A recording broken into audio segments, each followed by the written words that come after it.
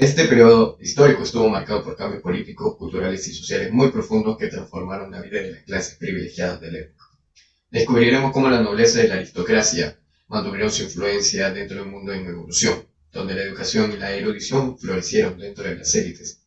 También exploraremos los salones literarios y culturales donde se gestaron ideas revolucionarias. Y acompáñanos en este viaje a través del siglo XIX para comprender cómo las élites europeas influyeron en la cultura y la sociedad de su tiempo, y cómo sus acciones ayudaron a moldear el mundo como lo conocemos hoy. Comencemos por entender quiénes eran los burgueses y cómo se desarrollaron como una clase social. La burguesía surgió principalmente como una clase social revolucionaria compuesta por comerciantes, artesanos y personas que no estaban de acuerdo con el sistema feudal que caracterizaba esos tiempos, que consistía en la división de la sociedad en nobleza, clero y campesinado. Gracias a los burgueses creció la producción y productividad, ya que ellos invirtieron en las herramientas y en los medios de producción que iban a utilizar los proletarios. Pero, ¿cómo se desarrolló esta clase social? Según Hobsbawm, en el aspecto social como principal factor podemos establecer a las revoluciones del siglo XIX que reflejaron el deseo de obtener más poder político y derechos civiles en un momento en el que las monarquías absolutas dominaban toda Europa. Aunque no todas estas revoluciones lograron sus objetivos inmediatos, contribuyeron al proceso de cambio político y social que se desarrolló a lo largo del siglo XIX en el continente. Estas revoluciones tenían como objetivo principal promover ideales de libertad, igualdad y, como antes mencioné, los derechos. Dentro de ellas encontramos a una de las más importantes, llamada la Primavera de los Pueblos, en el año 1848. Esta fue una ola de revoluciones que se extendió por toda Europa e involucró una amplia variedad de grupos, desde la burguesía, trabajadores y nacionalistas. Según Mosse, en su libro Las burguesías europeas del siglo XIX, otro factor clave en el desarrollo de la burguesía fue la revolución industrial. Esta favoreció la economía e ingresos de los burgueses, ya que generó oportunidades económicas que permitieron a comerciantes, empresarios y dueños de fábricas acumular riquezas y elevar su estatus social. En el mismo libro, Mosse nos explica que con el tiempo, por el crecimiento de sus ingresos, la burguesía comenzó a ocupar cargos políticos y a desempeñar un papel importante en la vida política de sus respectivos países. Comenzaron a ocupar cargos políticos y a formar partidos políticos burgueses, lo que significó un sistema político que involucraba a más personas de este grupo.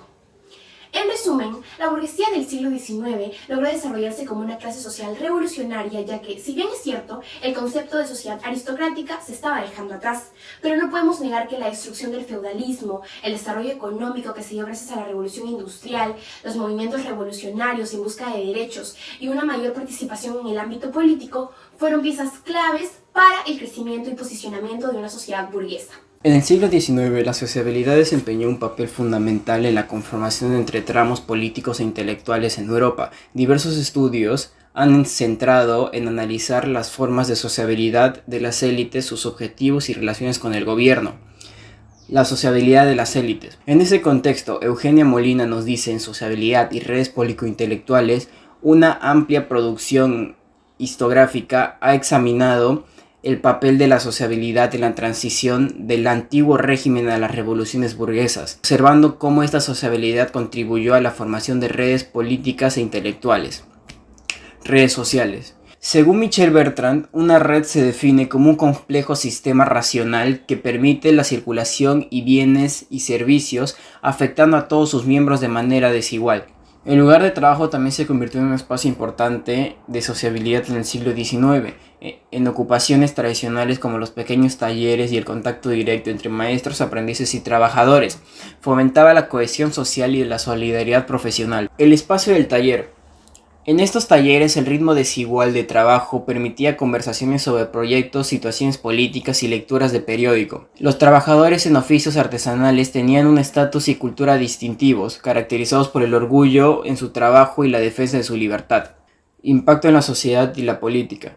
Como dice Manuel Morales Muñoz, en la sociabilidad popular en la Andalucía del siglo XIX, elementos de permanencia y tradición, estos espacios también desempeñaban un papel importante en el desarrollo mutualismo y cooperativismo, así como el levantamiento políticos y laborales. Además, no podemos olvidar los lugares de sociabilidad que formaban parte de la vida cotidiana del siglo XIX en Europa. Las calles, cafés, lugares de trabajo, posadas, casinos y plazas públicas eran ejemplos de estos espacios donde las personas interactuaban y sociabilizaban y establecían relaciones. La filantropía en la élite del siglo XIX fue entendida como un movimiento de búsqueda de ayuda coordinada hacia los más necesitados, dirigida a cambiar las estructuras estatales de la época. Por un lado, la mujer caritativa y preocupada por la salud y la mejora de las condiciones de vida de los más desfavorecidos. Y por otro, el hombre preocupado por sus negocios y movido por criterios totalmente alejados de la filantropía. Según Leonardo Acuña en su publicación de Estado, Iglesia Católica y la élite, nos cuenta que la Iglesia tomó un rol fundamental como visión ideológica predominante de este grupo social, específicamente durante la segunda mitad del siglo XIX, y que ha preponderado en toda la evolución histórica de la institución de infancia, teniendo como inspiración la encíclica Rerum Novarum del Papa León XIII, en donde en uno de sus apartados se inculca a los ricos sus deberes de justicia y caridad por intermedio de la limosna. Además, la élite se preocupó por velar por los niños desprotegidos y hambrientos, poniendo como eje a la mujer de la élite en un rol de madre protectora mediante la creación de instituciones u orfanatos que velaban por estos. Esta corriente filantrópica en la élite obedecía razones principalmente morales, que al estar convencidos de que la creación de sus grandes fortunas llevaba al aumento de la desigualdad social entre ricos y pobres, se sentían en la obligación de devolver parte importante de su fortuna a la sociedad, con la finalidad de evitar futuros conflictos que puedan poner en riesgo el crecimiento de su riqueza, como mencionan Elisa Chulia y Jacobo Muñoz en su tesis sobre la filantropía. Esto se volvería una corriente muy popular entre toda la élite. La revolución industrial generó una notable reconfiguración de la estructura económica y social, ya que las economías agrarias tradicionales comenzaron a dar paso a economías industriales. Durante esta revolución, Haswell afirma que el número de trabajadores industriales en Europa aumentó considerablemente a medida que se desarrollaban las fábricas y la producción en masas. Con el crecimiento de esta surgió una nueva categoría de trabajadores asalariados, conocidos como el proletariado. Esta clase social tiene mucho que ver con la burguesía. Sus ingresos dependían de gran parte de ellos. Los burgueses compraban los medios de producción, pero no los trabajaban. Por eso necesitaban de los proletariados. Blondin dice que culpaban de esto al gobierno, que favorecía a los ricos por encima de los pobres, negando a los trabajadores su dignidad humana. Por más que los proletariados trabajaban, eran los menos beneficiados. Nuevamente Blondin dice que los proletariados frecuentemente se quejaban de que se les estaba privando de beneficiarse de los frutos de su trabajo. Ahora hablaremos de algunas de sus características. Primero tenemos las condiciones de trabajo. Las condiciones de trabajo eran precarias. Engels menciona que los trabajadores de fábricas y minas continuamente enfrentaban largas y agotadoras jornadas de trabajo, con condiciones peligrosas y bajos salarios. Pero Marx nos dice que organizaron sindicatos para mejorar sus condiciones laborales y salariales. También tenemos la migración hacia lugares urbanos.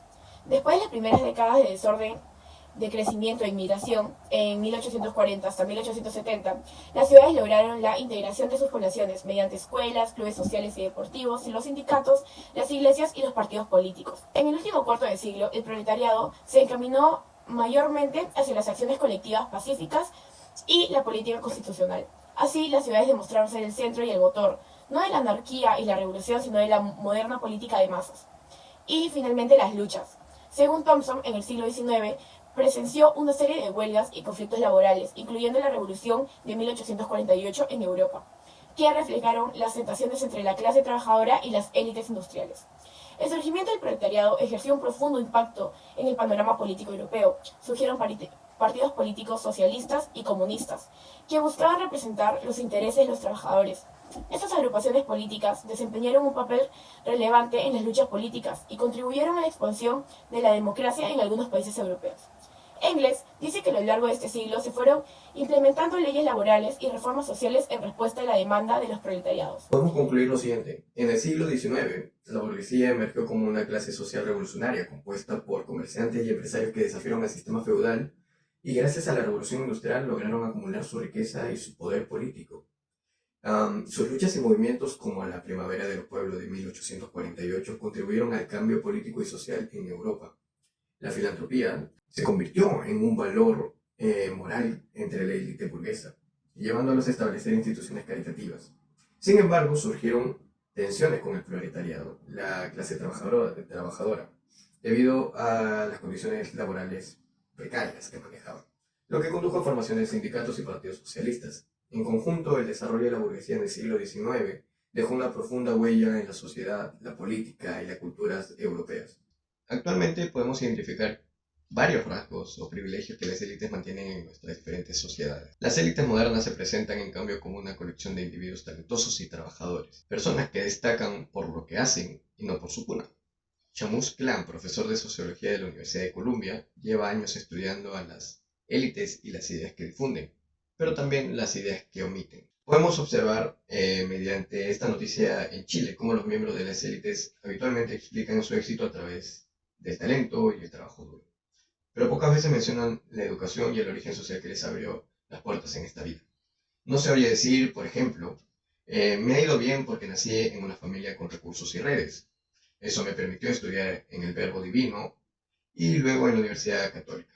Esto nos resalta la idea de que las élites tienen algunos privilegios y por su capacidad económica de asistir o tener una educación superior de mucha calidad con respecto a las otras personas dentro de nuestras sociedades. Esto explica también cómo mantienen su poder y cómo todavía conservan la idea de que la educación es primordial para el desarrollo de las personas.